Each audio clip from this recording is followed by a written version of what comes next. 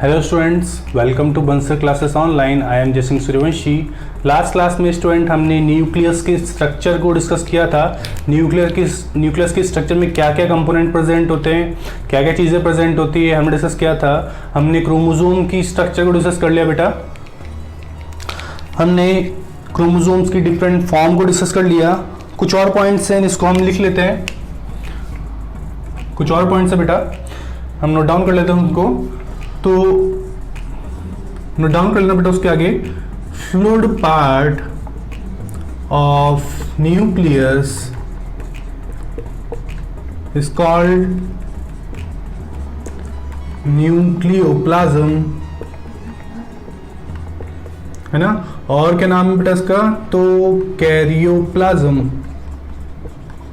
ठीक है, न्यूक्लियोप्लाज्म या कैरियोप्लाज्म नाम किसका है बेटा? जितना भी फ्लूइड पार्ट प्रेजेंट होता है इसके अंदर। Unstained fluid part of nucleus is called nucleoplasm. इसके बाद हम और एक चीज डिस्कस कर लेते हैं बेटा कि न्यूक्लियर पोर क्या हेल्प करते हैं। Nuclear pore helps in the exchange of material between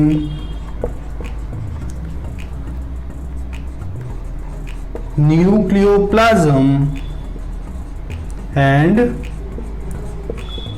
cytoplasm। ठीक है बेटा, जितना भी न्यूक्लियर पोर में दिखते हैं, जितने भी मेम्ब्रेन जहां पर डिसकंटिन्यूअस होती है, जहां पर मेम्ब्रेन एब्सेंट होती है, उसे बोलते हैं हम न्यूक्लियर पोर।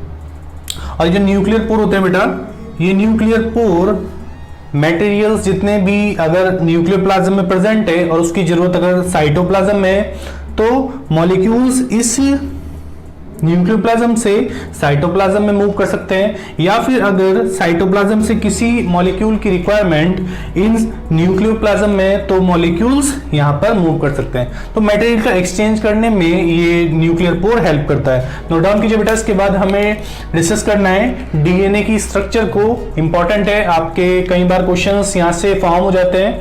तो हम डीएनए की और थोड़ी सी स्ट्रक्चर को डीएनए को डिस्कस कर लेंगे और थोड़ा सा पार्ट आरएनए का भी हम कवर कर लेंगे। नोट डाउन कीजिए बेटा।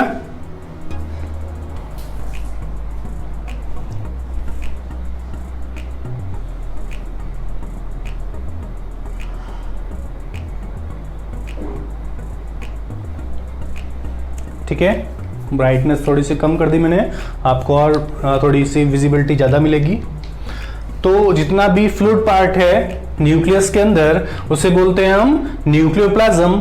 और न्यूक्लियर मेम्ब्रेन जहां पर एब्सेंट थी, तो वहां पर क्या था बेटा? कुछ पोर्स फॉर्म हुए थे, और ये पोर्स बहुत ही इंपॉर्टेंट है। क्या रोल प्ले करते हैं ये पोर्स?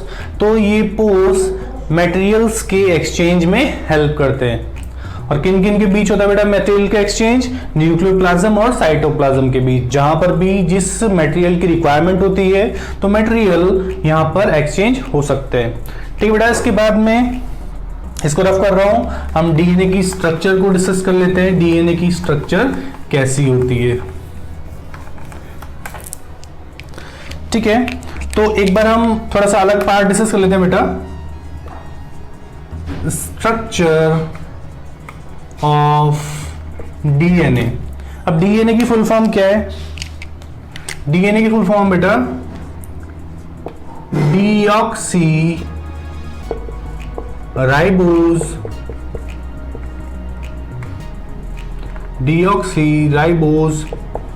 Nucleic acid. क्या बेटा? डीऑक्सी राइबोज न्यूक्लिक एसिड, और आरएनए की राइबोज न्यूक्लिक एसिड। अब डीएनए की हम स्ट्रक्चर की बात करें, तो इसकी स्ट्रक्चर कैसी होती है बेटा? अगर हम इसकी स्ट्रक्चर की बात करें, तो इसकी स्ट्रक्चर कैसी होती है? इसकी स्ट्रक्चर होती है डबल स्ट्रैंडेड, है ना। कैसा होता है ये? हेलिकल शेप का। हेलिकल शेप्ड होता है। क्लियर। अब क्या क्या कंपोनेंट प्रेजेंट होते हैं इसके अंदर, हम कंपोनेंट की बात करें तो डीएनए के अंदर क्या क्या कंपोनेंट प्रेजेंट होते हैं, क्या कंपोनेंट प्रेजेंट होते हैं डीएनए के अंदर। हम डीएनए की स्ट्रक्चर को डिस्कस कर रहे हैं बेटा कि डीएनए की स्ट्रक्चर कैसी होती है। तो डीएनए की स्ट्रक्चर में क्या क्या कंपोनेंट प्रेजेंट होते हैं, तो इसके अंदर मेनली 3 कंपोनेंट प्रेजेंट होते हैं। फर्स्ट होता है बेटा फॉस्फोरिक एसिड, फर्स्ट होता है बेटा फॉस्फोरिक एसिड, ठीक है। फर्स्ट क्या होता है, फॉस्फोरिक एसिड। इसके बाद में सेकंड होता है बेटा पेंटोज शुगर, क्या होती है, पेंटोज शुगर। पेंटोज शुगर क्या होती है बेटा, 5 कार्बन की शुगर होती है, जिसे बोलते हैं हम पेंटोज शुगर, ठीक है।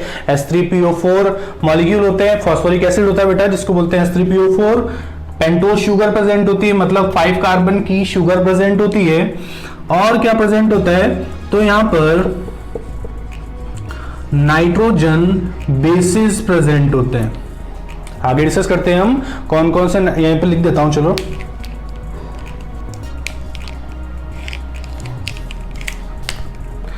तीन यहां पे आपको, तीन के थर्ड जो लिखा है बेटा हमने नाइट्रोजन बेसिस, यहां पर आपको 4 तरह के नाइट्रोजन बेसिस देखने को मिलते हैं, ए, जी, सी एंड टी, ठीक है। ए, जी, सी एंड टी, ठीक है, ठीक है बेटा, ये समझ में आया। अब ये जो ए लिखा है, ए को बोलते हैं बेटा एडेनिन, इसको बोलते हैं ग्वानिन, इसको बोलते हैं साइटोसिन और इसको बोलते हैं हम थाइमिन, ठीक है। एडेनिन, ग्वानिन, साइटोसिन और थाइमिन, तो ये 4 नाइट्रोजन बेसिस प्रेजेंट होते हैं बेटा। यहां पर एडेनिन, ग्वानिन, साइटोसिन और थाइमिन 4 नाइट्रोजन बेसिस प्रेजेंट होते हैं, ठीक है। साथ ही साथ आपको एक चीज और समझ में आना जरूरी है कि बेटा ये जो एडेनिन होता है ये हमेशा थाइमिन के साथ बाइंड करता है, और यहाँ पे जो ग्वानिन होता है वो हमेशा साइटोसिन के साथ में बाइंड करता है, और इन दोनों के बीच में हमेशा हाइड्रोजन बॉन्डिंग होती है। तो एडेनिन और थाइमिन के बीच में डबल हाइड्रोजन बॉन्डिंग होती है, और इस ग्वानिन और साइटोसिन के बीच में ट्रिपल हाइड्रोजन बॉन्डिंग होती है। ये बॉन्डिंग कौन सी है बेटा, तो मैं यहाँ पर लिख देता हूं, ये बॉन्डिंग जो आपको यहाँ पे दिख रही है ये है हाइड्रोजन बॉन्डिंग। कौन सा है, हाइड्रोजन बॉन्ड है यहाँ पर, ठीक है। तो डीएनए की स्ट्रक्चर को क्या बोलते हैं, डीएनए की स्ट्रक्चर को बोलते हैं डबल स्ट्रैंडेड हेलिक्स शेप, ठीक है, या फिर हेलिकल शेप, ठीक है। इसके बाद में इसका फुल फॉर्म अगर आपसे पूछ ले तो फुल फॉर्म है इसकी बेटा डीऑक्सीराइबोस न्यूक्लिक एसिड। डीएनए की जो ये हेलिकल मॉडल है, डीएनए हेलिकल शेप का होता है, इसको एक्सप्लेन करने वाले साइंटिस्ट थे बेटा वॉटसन एंड क्रिक, ठीक है। इसके जो डबल हेलिक्स मॉडल को डिस्कवर या फिर एक्सप्लेन करने वाले जो साइंटिस्ट थे, उन साइंटिस्ट का नेम है बेटा वॉटसन एंड क्रिक, ठीक है बेटा, क्या नाम है, वॉटसन एंड क्रिक।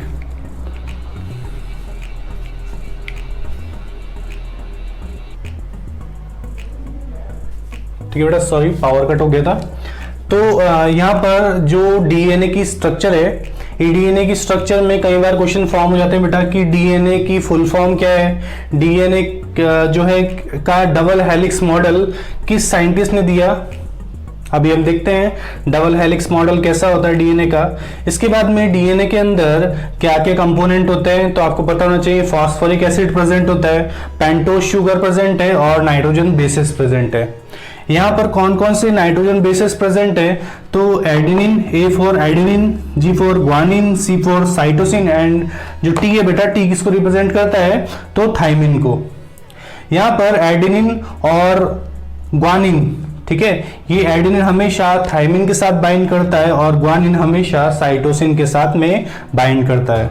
और यहाँ पर जो आपको बॉन्ड दिख रहा है बीच में, ए और टी के बीच में और जी और सी के बीच में जो बॉन्ड दिख रहा है, ये बॉन्ड हमेशा हाइड्रोजन बॉन्ड होता है।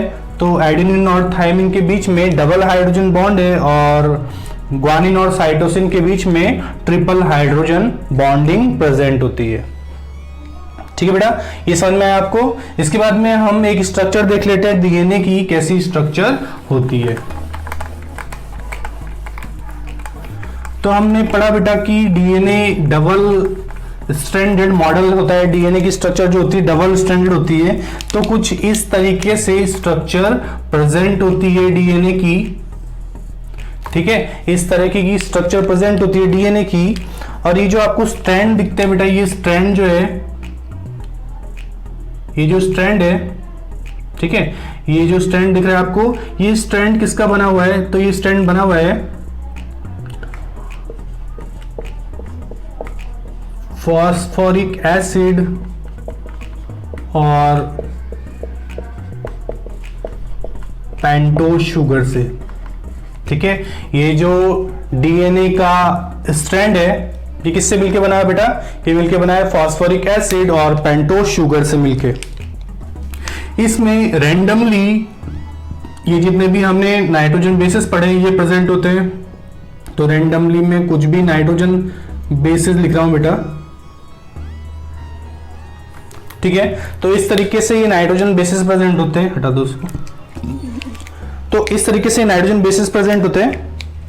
अब आपको समझ में आता है बेटा कि जहां पर भी एडेनिन होगा, एडेनिन के साथ में हमेशा क्या प्रेजेंट होगा? थाइमिन। ग्वानिन के साथ में क्या प्रेजेंट होगा? साइटोसिन। एडेनिन के साथ में क्या प्रेजेंट होगा बेटा? थाइमिन। थाइमिन के साथ एडेनिन, साइटोसिन के साथ ग्वानिन और थाइमिन के साथ हमेशा एडेनिन प्रेजेंट होता है। हम इसमें बॉन्डिंग की बात करें बेटा, तो बॉन्डिंग कैसे होती है?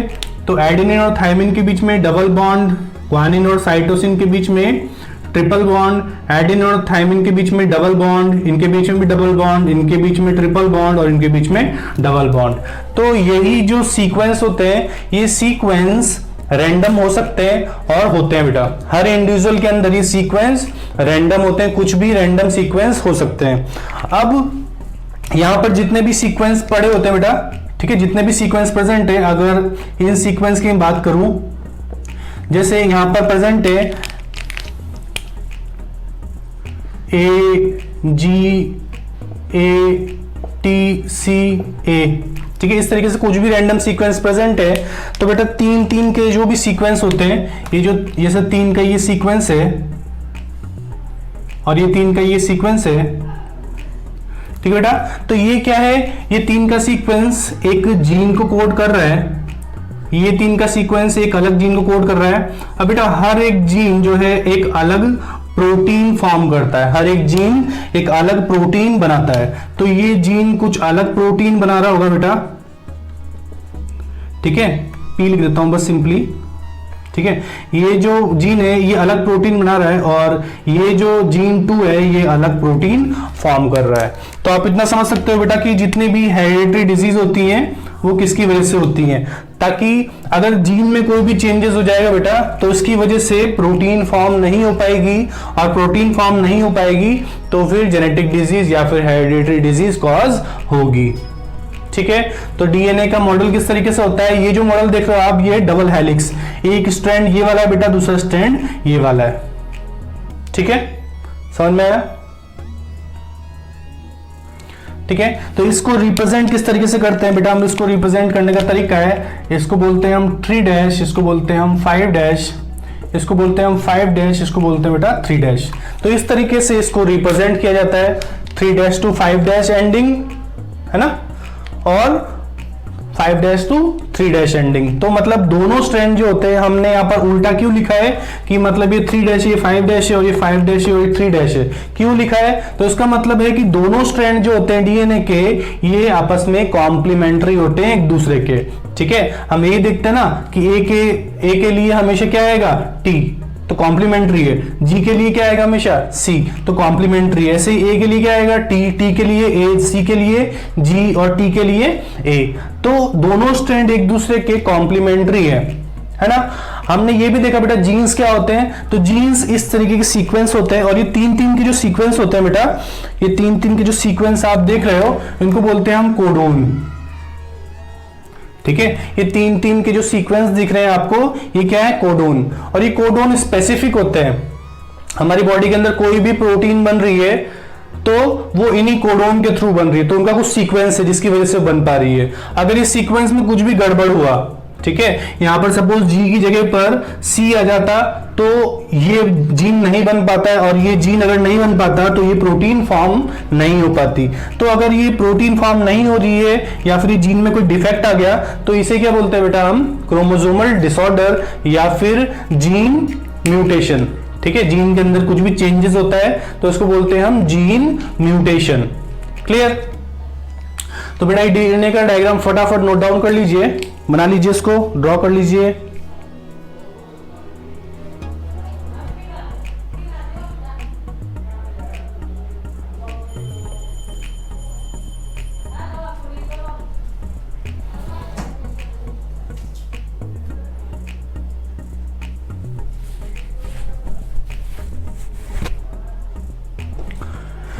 ठीक है बेटा, हमने डीएनए की स्ट्रक्चर को देखा। डीएनए की स्ट्रक्चर क्या होती है?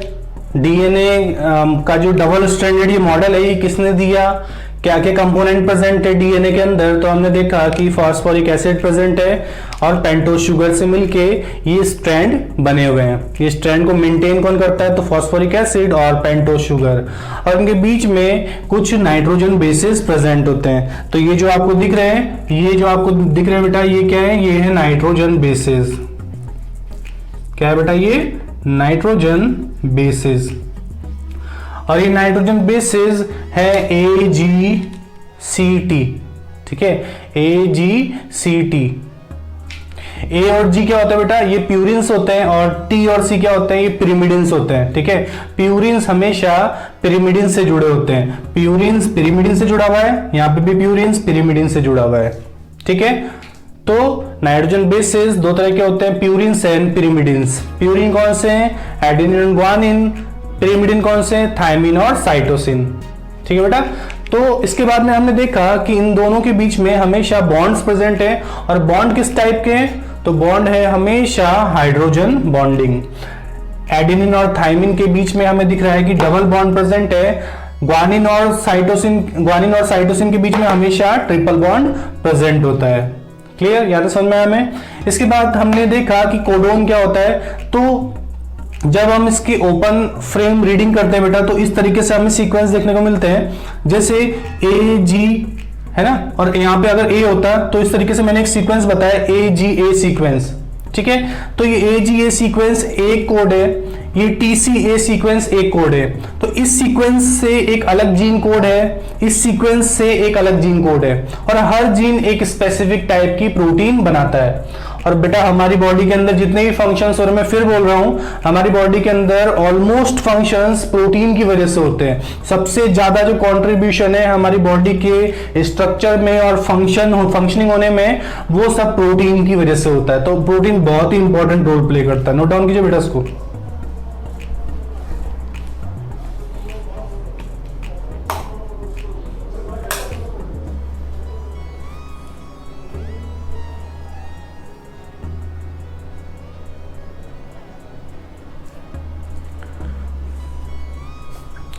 ठीक है बेटा, यहां तक समझ में आ गया आपको?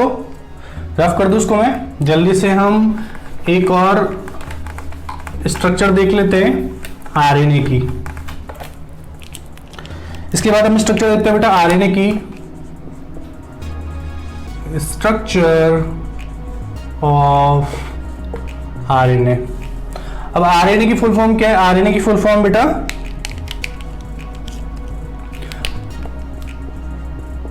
Ribose nucleic acid. ठीक है, क्या बोलते हैं इसको? Ribose nucleic acid. ठीक है, और डीएनए और आरएनए को कई बार लिखा होता है बेटा, डीएनए और आरएनए को, ये जो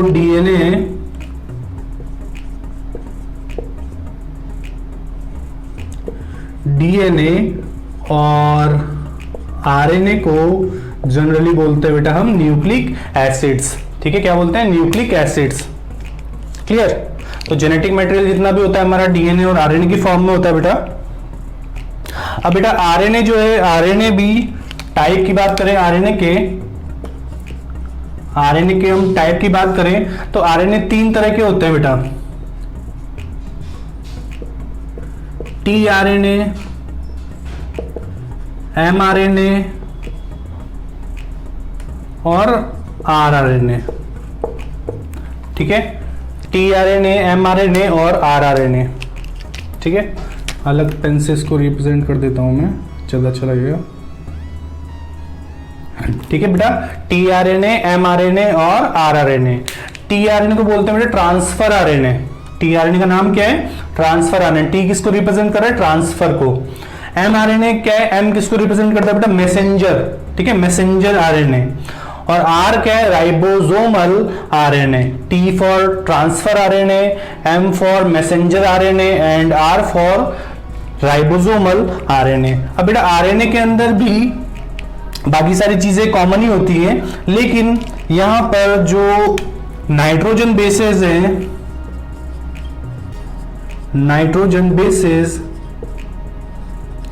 ठीक है, ये नाइट्रोजन बेसिस क्या होते हैं? तो यहां पर नाइट्रोजन बेसिस में थोड़ा चेंज होता है बेटा। जैसे हमने देखा था वहां पर कि T प्रेजेंट था, तो यहां पर T की जगह पर क्या प्रेजेंट होता है? U, and U for uracil. ठीक है, U किसको रिप्रेजेंट करता है? यूरेसिल को। तो यहां पर ये T जो है, ये T जो है बेटा यहां पर एब्सेंट होता है, और इसकी जगह क्या प्रेजेंट होता है? यहां पर, यहां प्रेजेंट होता है यूरेसिल। क्लियर? आपको समझ में आ जाएगा। तो जहां जहां भी T आएगा वहां पर क्या आएगा बेटा? U। तो हम इस तरीके से लिख सकते हैं, यहां पर A प्रेजेंट है, यहां पर G प्रेजेंट है, यहां पर C प्रेजेंट है और यहां पर U प्रेजेंट है। Adenine, guanine, cytosine and uracil. क्या है यहां पर? Adenine, guanine, cytosine and uracil. तो मतलब यहां पर T एब्सेंट है। क्लियर बेटा? ये समझ में आ गया? मैं इसको रफ कर रहा हूं एक बार, और मैं आपको एक सीक्वेंस दिखाता हूं कि किस तरीके से हम सीक्वेंस बना सकते हैं। तो कई बार आपसे क्वेश्चन दे देता है कि डीएनए को आरएनए में कन्वर्जन कैसे कर सकते हैं? डीएनए को आरएनए में कन्वर्जन कैसे कर सकते हैं बेटा? इस तरीके से क्वेश्चन पूछ लेता है आपको, और आपको डीएनए का एक सीक्वेंस दे देता है जहां पर दे देगा A T T A G C। इस तरीके से आपको एक डीएनए का सीक्वेंस दे दिया और आपसे पूछ लिया कि इसको आरएनए में कन्वर्ट कैसे कर सकते हो आप। तो बेटा आपको पता होना चाहिए, क्या पता होना चाहिए? कि जहां जहां पर भी T आएगा T की जगह पर U आ जाएगा। तो A की जगह पर क्या आएगा बेटा? T, लेकिन यहां पर T तो नहीं है, तो क्या आ जाएगा? U। ठीक है, T की जगह पर क्या आएगा? तो A। T की जगह पर क्या आएगा? A, है ना? ये हो गया बेटा, A की जगह पर U आ गया, इस T की जगह पर A, T की जगह पर A की जगह पर T आएगा, लेकिन T तो यहां प्रेजेंट है ही नहीं, तो क्या आएगा? U। G की जगह पर C और C की जगह पर G। ठीक है, ये सीक्वेंस एक फॉर्म हो जाएगा, तो हम बोल सकते हैं कि डीएनए से आरएनए फॉर्म हो गया है। डीएनए से अब आरएनए बन चुका है। क्यों बन चुका है? क्योंकि यहां पर T एब्सेंट है। तो आपको इस तरीके से एक सीक्वेंस देता है और पूछ लेता है किसकी सीक्वेंस है, तो ये भी आप बता सकते हो कि ये सिंपली किसकी सीक्वेंस है? ये एक आरएनए की सीक्वेंस है। तो यहां पर आपको दिख रहा है कि यहां पर U प्रेजेंट है, और U डीएनए के अंदर प्रेजेंट नहीं होता है, हमेशा कहां पर होता है? आरएनए के अंदर। तो आप बोल सकते हो कि ये आरएनए की सीक्वेंस है और ये एक डीएनए की सीक्वेंस है, क्योंकि यहां पर क्या प्रेजेंट है? यहां पर, इसको मैं रेड से कर देता हूं, क्या प्रेजेंट है बेटा? यहां पर प्रेजेंट है T, और जहां पर भी T प्रेजेंट होगा मतलब क्या है? वहां पर ये डीएनए। जहां पर भी U प्रेजेंट है वहां पर क्या होगा? आरएनए। नोट डाउन कीजिए बेटा फटाफट।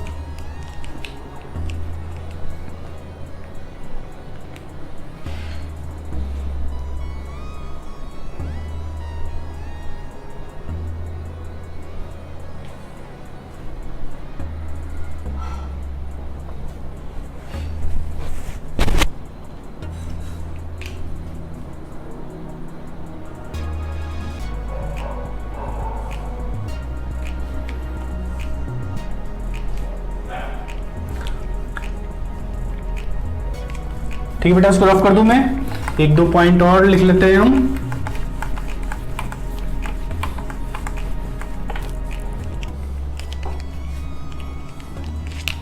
एक दो पॉइंट और लिख लेते हैं बेटा हम। Division in nucleus is called, ठीक है, division in nucleus is called karyokinesis. ठीक है, जब न्यूक्लियस में डिवीजन होता है बेटा, इस प्रोसेस को बोलते हैं हम karyokinesis. Nucleus helps in the transmission of genetic or hereditary traits from parents to their offspring। ठीक है, तो बेटा ये जो न्यूक्लियस के अंदर डिवीजन जो होता है बेटा, उसको बोलते हैं हम karyokinesis. Division in nucleus is called karyokinesis. और न्यूक्लियस ही हमारे जितना भी जेनेटिक मटेरियल है उसको पेरेंट्स से दूसरी सेल्स या फिर उनके बच्चों तक या फिर ऑफस्प्रिंग तक पहुंचाने का काम करता है बेटा। तो ये ट्रांसमिशन करता है, ये ट्रांसमिशन ऑफ जेनेटिक ट्रेट का मतलब होता है बेटा कैरेक्टर। ट्रेट का मतलब क्या होता है?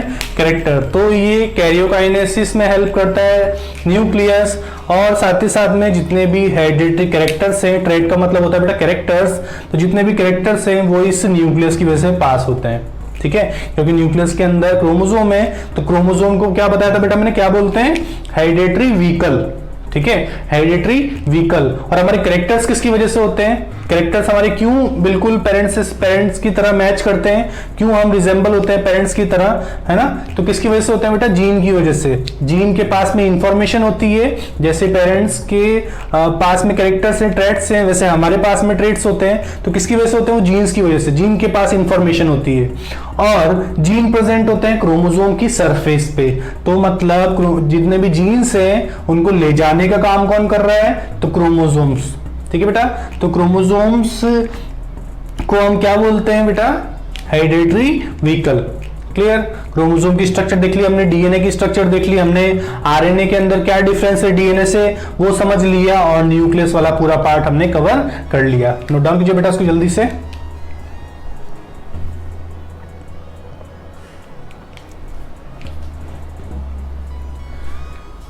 ठीक है, इसके बाद हम थोड़ा सा इंट्रोडक्टरी पार्ट लिख लेते हैं, कुछ पॉइंट्स माइटोकॉन्ड्रिया के बारे में बेटा। ठीक है, दूसरा double membrane bounded cell organelle है जिसका नाम बेटा माइटोकॉन्ड्रिया। क्या नाम है बेटा? माइटोकॉन्ड्रिया।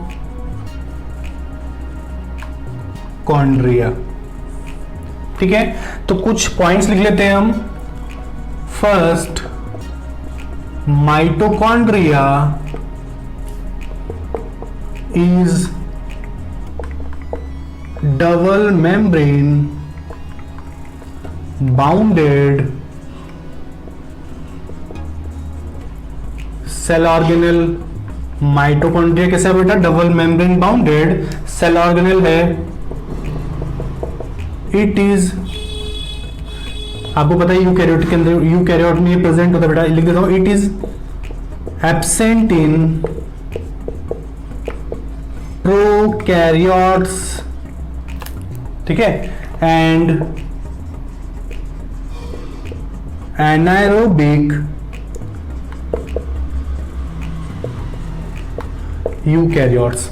तो किनमें प्रेजेंट होता है बेटा? यूकैरियोट्स में प्रेजेंट होता है, लेकिन एनारोबिक यूकैरियोट्स के अंदर ये एब्सेंट होता है। एनारोबिक यूकैरियोट्स का मतलब क्या है? ऐसे यूकैरियोट्स जो कि ऑक्सीजन के एब्सेंस में रेस्पिरेशन कर सकते हैं, और साथ ही साथ प्रोकैरियोट्स के अंदर तो ये प्रेजेंट नहीं होता है। ठीक है, इसके बाद में mitochondria was discovered by, mitochondria को डिस्कवरी किसने की थी? बाय कॉलिकर। ठीक है, किसने की थी बेटा? कॉलिकर इन मसल सेल। ठीक है, मसल सेल के अंदर इसको फर्स्ट टाइम डिस्कवर किया गया था, और डिस्कवर करने वाले साइंटिस्ट कौन थे? तो डिस्कवर करने वाले साइंटिस्ट कौन थे बेटा? तो कॉलिकर। और किस किस के अंदर एब्सेंट होता है? तो प्रोकैरियोटिक सेल, साथ ही साथ में एनारोबिक यूकैरियोटिक सेल के अंदर ये एब्सेंट होता है। कैसा होता है ये हमेशा double membrane bounded cell organelle. अब आप समझ गए होंगे बेटा डबल मेम्ब्रेन का मतलब क्या होता है। ठीक है, नोट डाउन कीजिए बेटा इसको जल्दी से। आज की क्लास में हम इतना ही पार्ट कवर करेंगे, इसके आगे का पार्ट हम नेक्स्ट लेक्चर में कवर करेंगे, माइटोकॉन्ड्रिया के आगे का पार्ट। तब तक आप इस लेक्चर से रिलेटेड जितने भी हमने एडिशनल पॉइंट्स जो भी डिस्कस किए हैं, तो अगर आपको नहीं याद रहते तो आप उनको साथ के साथ नोट डाउन कर लीजिए, क्योंकि अगर उसमें से क्वेश्चंस आते हैं तो आपको उन्हें छोड़ना नहीं है, ना ही उन्हें गलत करना है। ठीक है बेटा, तो मिलते हैं नेक्स्ट लेक्चर में, तब तक के लिए take care and good luck.